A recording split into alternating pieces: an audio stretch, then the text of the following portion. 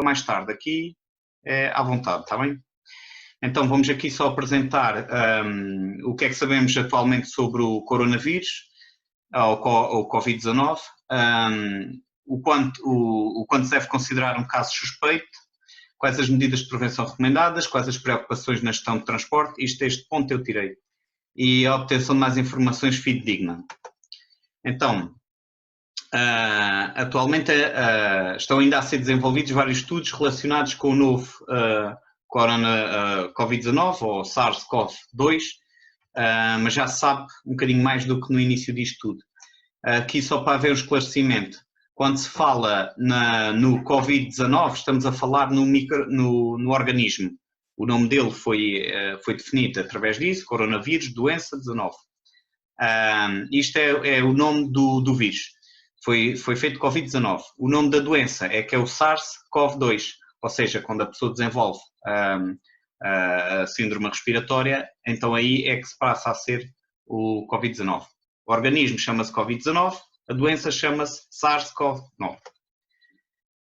Então, este novo coronavírus, né, como sabem, foi identificado pela primeira vez em dezembro, em Wuhan, na cidade chinesa. A sua origem está sob investigação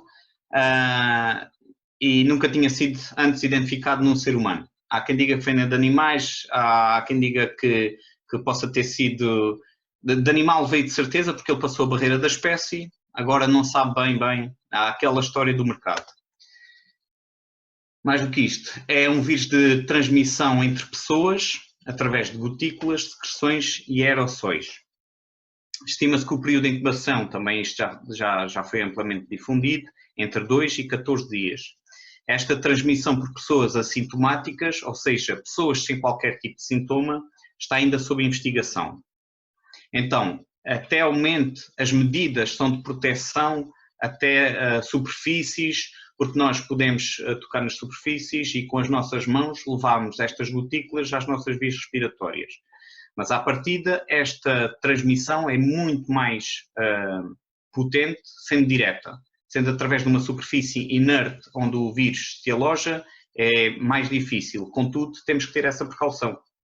O vírus é diferente de uma bactéria, porque o vírus ele não tem metabolismo próprio.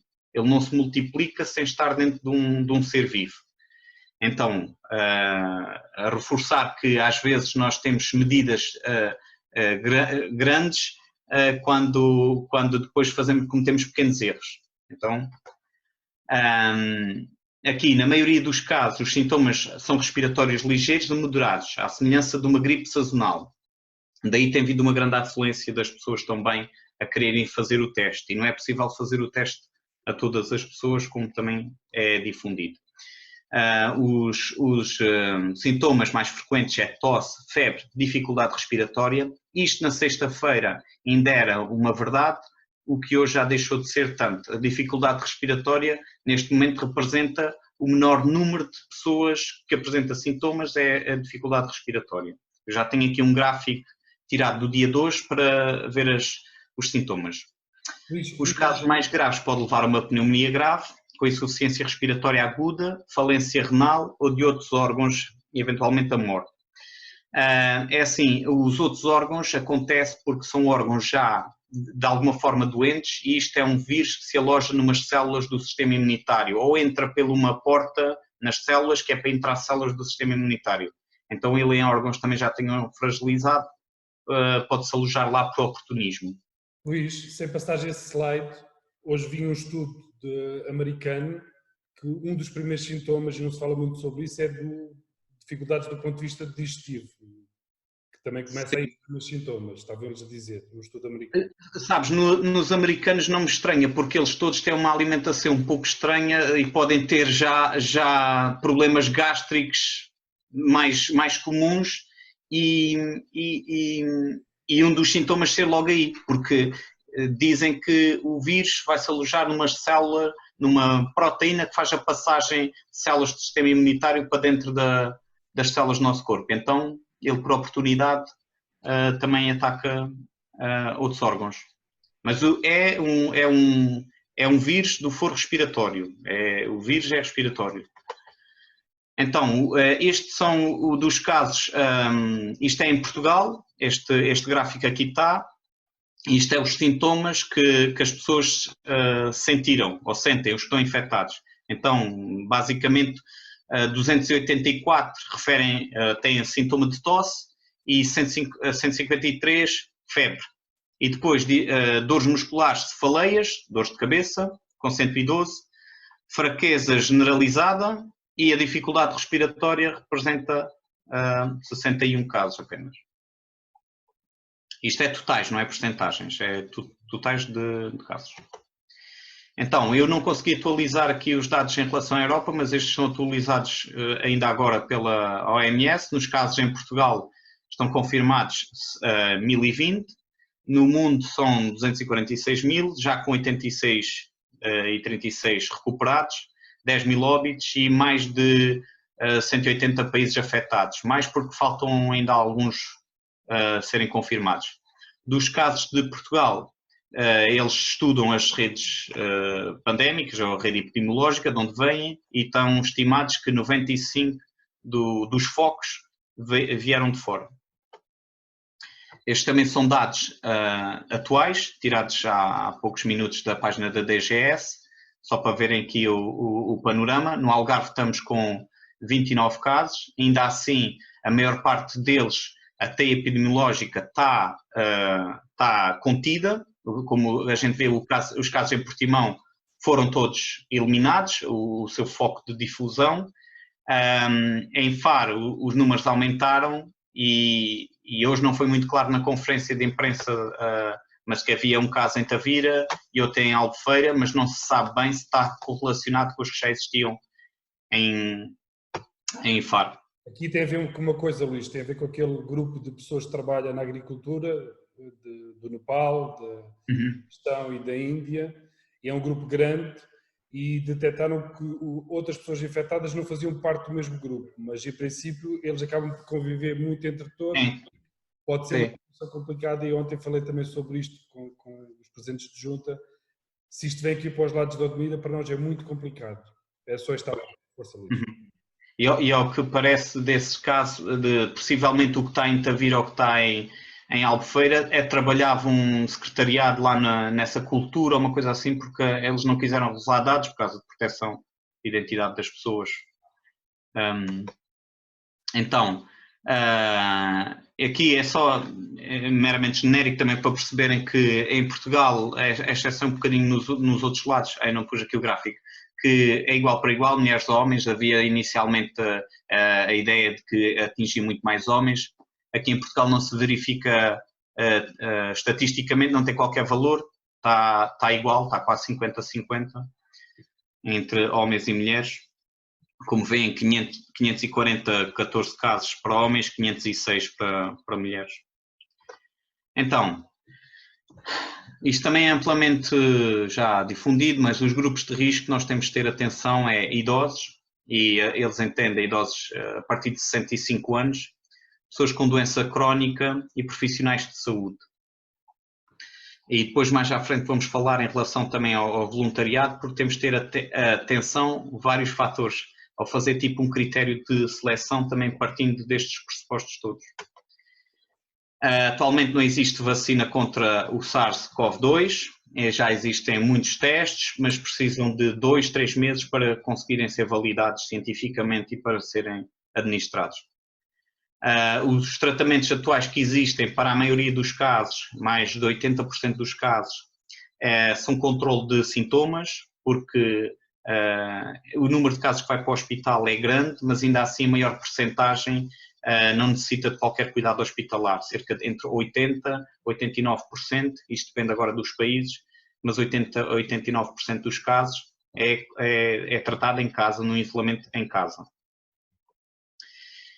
Então, aqui quais são os critérios, e isto porque nós vamos também fazer este apoio, ou vão fazer este apoio às pessoas, então também estarem atentos, hoje nós todos podemos nos vigiar neste sentido, estar atento quando é que pode suspeitar de alguém ter um critério ou não. Então, critérios clínicos é uma infecção respiratória aguda, apresentando febre, tosse ou dificuldade respiratória. Sem história, explica o quadro. e, juntamente com isto, que nos últimos 14 dias anteriores tenha aparecido sintomas que apresentam a história de contacto com o caso confirmado. Isto, quando estamos no estado atual no Algarve, isto ainda conta. Mas a partir do momento que já haja aqui zonas interditas, já não é preciso este contacto. Depois aí já conta só a sintomatologia, já é caso de suspeita. Contudo, reforçar que mesmo quem sinta estes sintomas é ficar isolado em casa e se a febre não ceder ao paracetamol ou outro antipirético, contactar a Saúde 24 e eles depois fazem uma vigilância passiva. Ou seja, eles vão telefonando, vão acompanhando, mas ainda assim não há necessidade de fazer o transporte para o hospital. Aqui há a juntar outros critérios clínicos, requerendo hospitalização sem história epidemiológica, sem outra história. O número da Saúde 24 também já sabem, 808 24 24 24. Quais são as medidas recomendadas? Tossir e proteger sempre a boca com um lenço ou com um antebraço e descartar de imediato o lenço. Lavar as mãos com água e sabão ou solução alcoólica. Isto porque nós devemos utilizar a solução alcoólica uma vez que a gente está fora da nossa casa e o sítio onde vamos não tem lavagem. Porque devemos sempre também premiar a lavagem com sabão e água. É suficiente, o organismo, o vírus em si é maior do que a maioria, pelo menos do que a influenza ou a tosse ou a gripe comum, este vírus é maior. E também sabe-se que o seu invólucro tem alguma fragilidade, ou seja, ele com uma lavagem com sabão neutro, eles dizem cerca de 20 segundos cobrindo toda a área, é o suficiente para o eliminar. E pronto, e deve-se evitar o contacto físico com pessoas com a infecção respiratória. Neste caso já conta evitar o contacto respiratório com todos, porque assim fazemos todos uma barreira uns aos outros. Se regressou de uma viagem, isto agora já não se põe porque as pessoas também já não vão de viagem, né? Mas se for proveniente de uma área de transmissão comunitária ativa e não tiver sintomas, deve ficar em vigilância passiva. Isto é, por exemplo,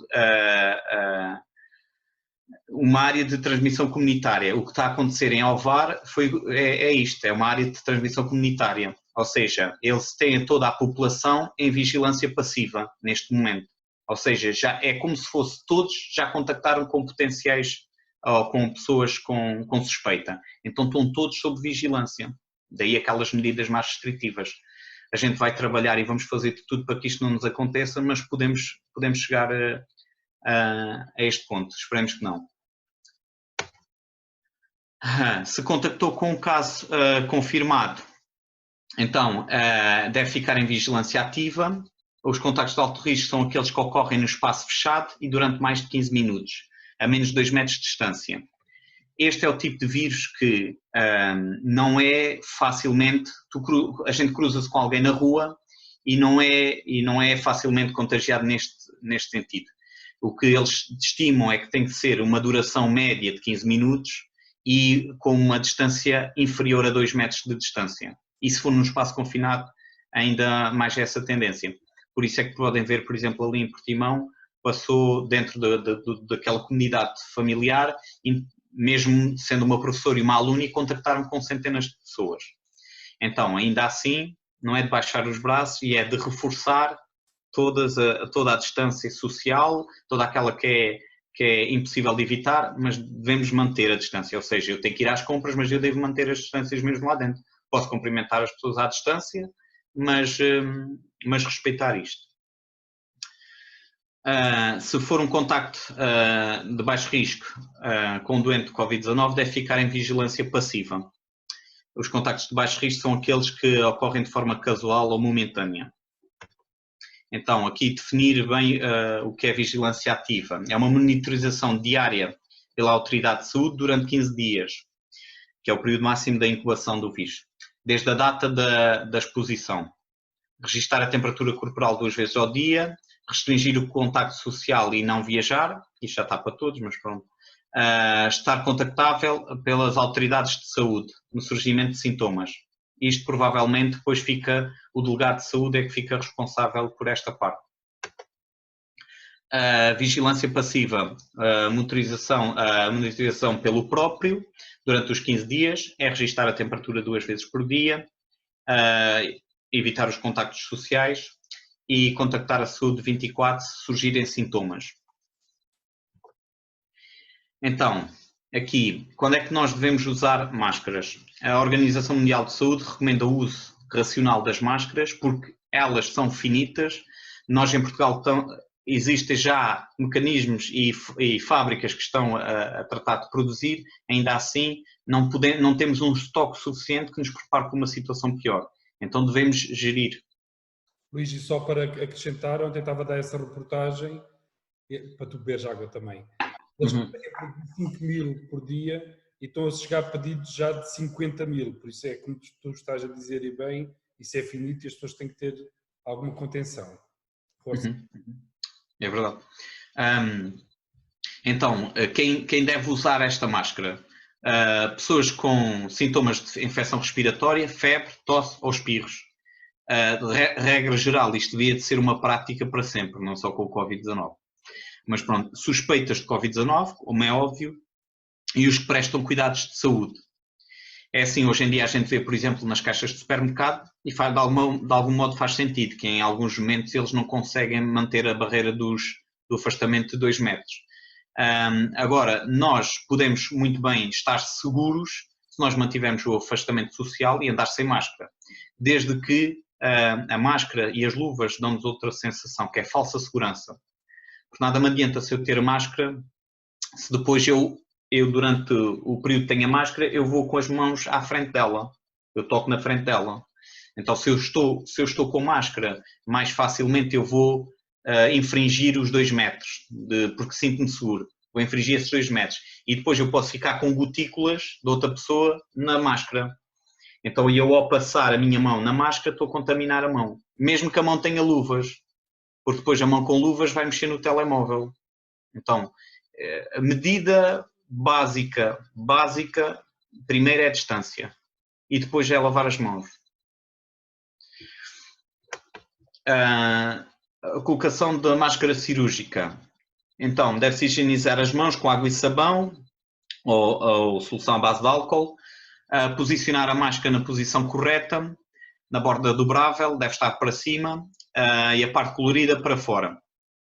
A máscara deve ser colocada com as linhas e suportes elásticos e adaptar-se à orelha. Ajustar a máscara junto ao nariz, queixo, sem tocar na face. Então, eu vou fazer aqui a demonstração.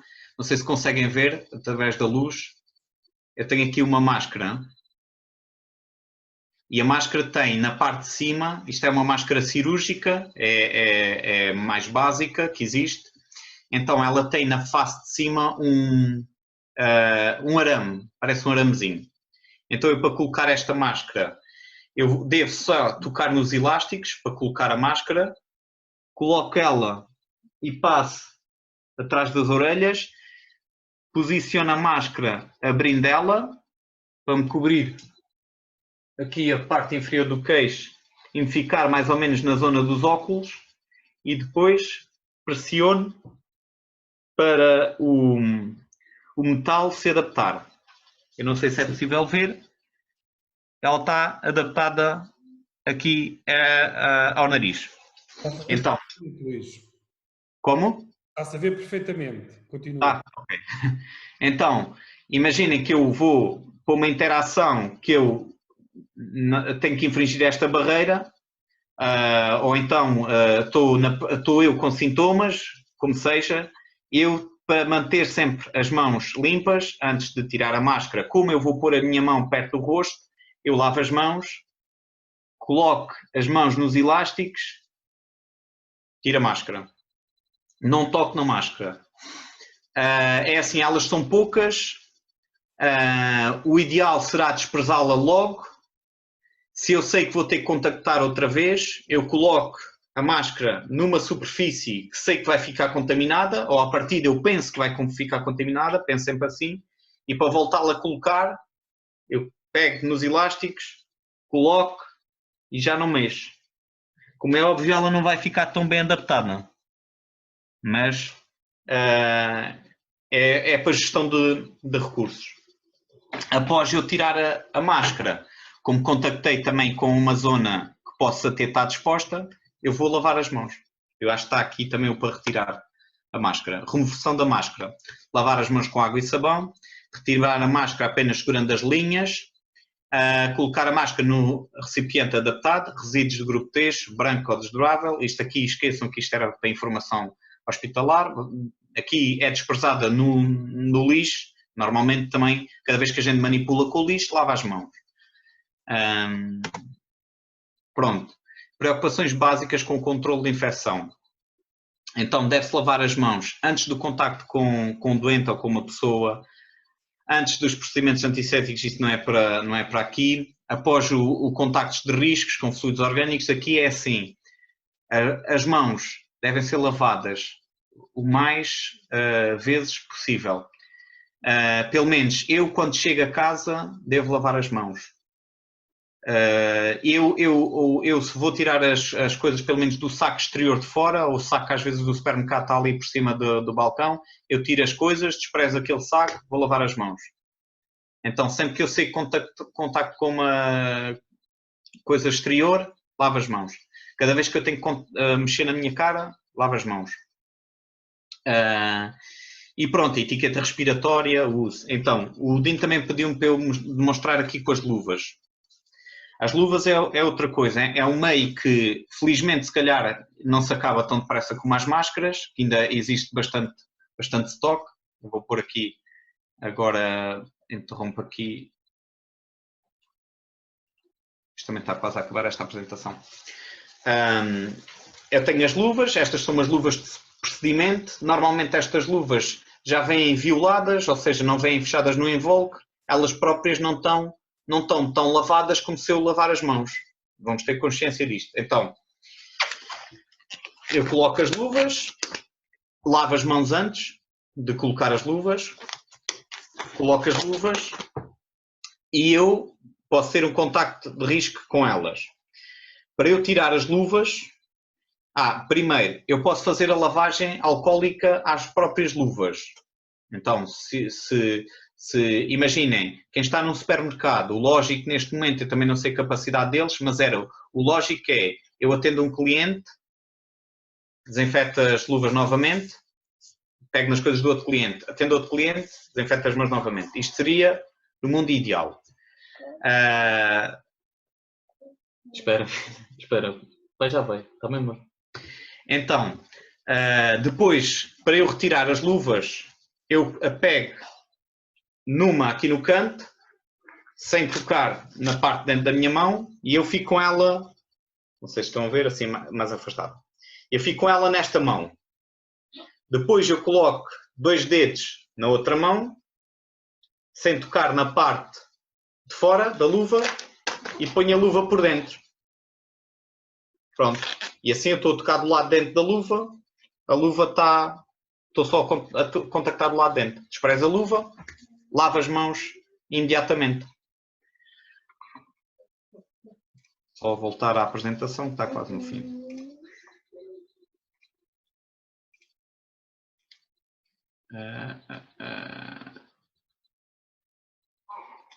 Ok.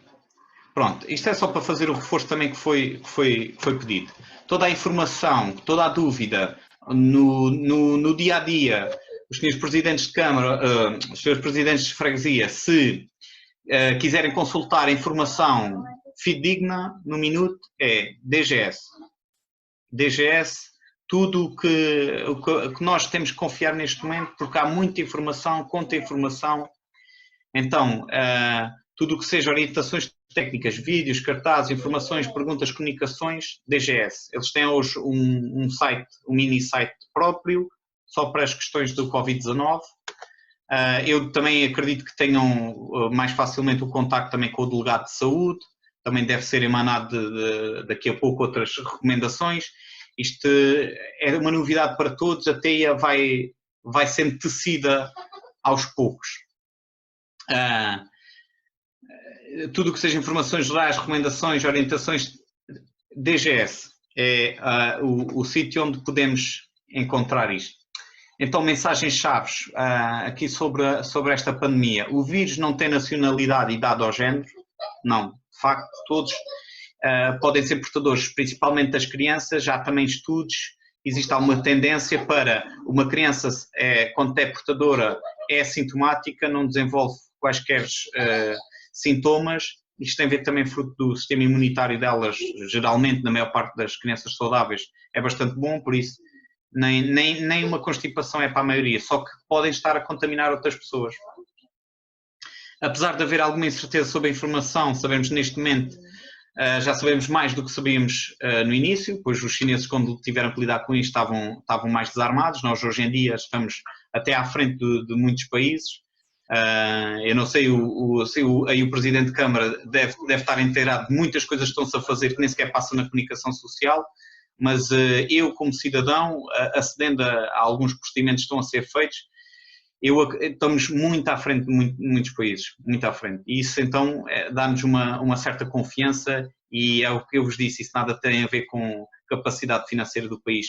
É claro que a aquisição de certos recursos mas acho que nestas alturas não há orçamentos, não há nada e eu acho que estão todos a se preparar muito melhor do que muitos países.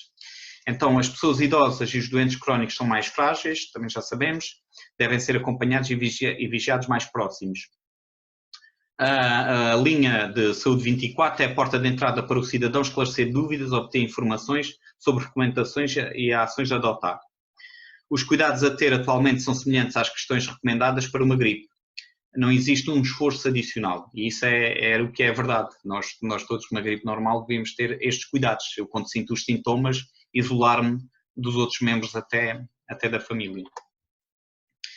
Então, termina aqui esta apresentação. Eu ainda tinha outra da higiene das mãos, mas eu se calhar envio para o Dino e o Dino depois difunde aí para os presentes de junta.